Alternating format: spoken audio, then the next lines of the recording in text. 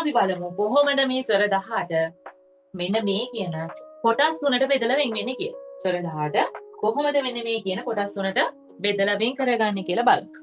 මුලින්ම අපි මේක බෙදන්න කරන්න ඕනේ මේකේ තියෙනවා මේ ස්වර 18 තියෙනවා එක වගේ අකුරු. හරිද? දැන් ආයන්නයි ගත්තොත් එක වගේ එක වගේ නේද? එක වගේ. අන්න ඒ වගේ එක වගේ තියෙන අකුරු ජෝඩු කරගන්න. මුලින්ම එහෙම අර එක වගේ තියෙන අකුරු අපි ජෝඩු කරගන්නවා. බලමු. ආයන්න එක වගේ. ඒ දෙන්න මම ඔන්න එක ජෝඩුවක් විදිහට ගත්තා. යන්න එක වගේ. ඒ දෙන්න තව ජෝඩුවක් විදිහට ගත්තා. යන්න එක වගේ. ඒ දෙන්න තව ජෝඩුවක් විදිහට ගත්තා. යන්න එක වගේ. ඒ දෙන්න තවත් ජෝඩුවක්. ඉරු යන්න එක වගේ. ඒ දෙන්න තවත් ජෝඩුවක්. ඉරු යන්න එක වගේ. ඒ දෙන්න තවත්. යන්න එක වගේ. මේ දෙන්න තවත් එකක්. අයියන්න කියලා එකක් තියෙනවද? නෑනේ. එහෙනම් අයියන්න එහෙම තියෙන්න දුන්නා. එයාට තවත් සමාන අකුරක් නෑනේ. ඒ නිසා එහෙම තියෙන්න දුන්නා. ඔයන්න එක වගේ.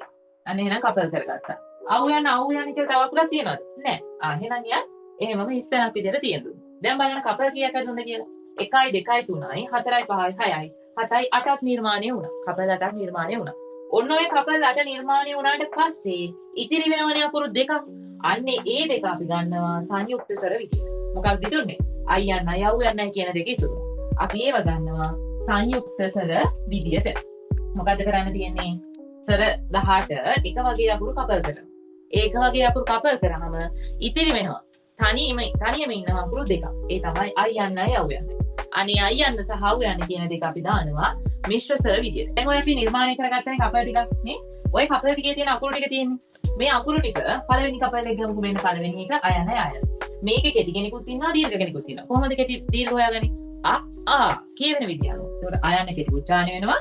ආයන්න දීර්ඝව උච්චාරණය වෙනවා. ආයන්න කෙටි උච්චාරණය වෙනවා. ආයන්න දීර්ඝ උච්චාරණය වෙනවා.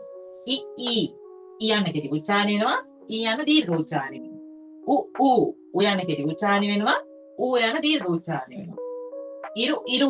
ඉරු යන්න කෙටි. ඉරු යන්න දීර්ඝයි.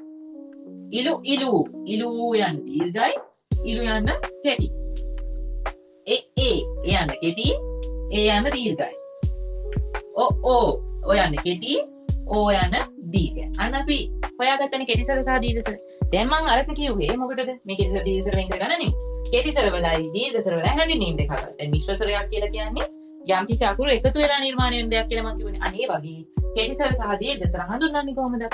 අපි කියනවා දීර්ඝ ස්වර වලට සාපේක්ෂව. කියන්නේ මෙයාට වඩා දීර්ඝ ස්වර වලට වඩා කෙටි නම් ඒවා කෙටි ස්වර. කෙටි ස්වර වලට වඩා දීර්ඝයි නම් ඒවා දීර්ඝ ස්වර. කොහොමද කියන්නේ?